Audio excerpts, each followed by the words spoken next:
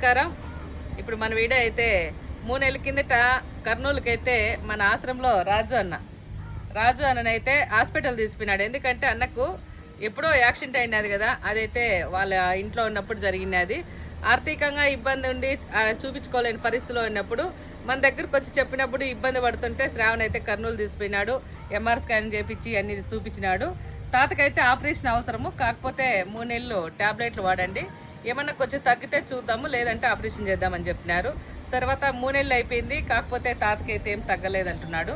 సరే, నిన్నైతే నేను డాక్టర్కి ఫోన్ చేసినాను. సార్ ఇట్లా తాతకైతే తగ్గలేదు, ఏంటి పరిస్థితి అంటే ఒకసారి రాండి అమ్మా అన్నాడు. ఇప్పుడైతే నేను కర్నూలుకి వెళ్తున్నా కదా, తాతకైతే ఆపరేషన్ ఏమన్నా అంటే కానీ ఆపరేషన్ చేపిద్దాం అనుకున్నాం.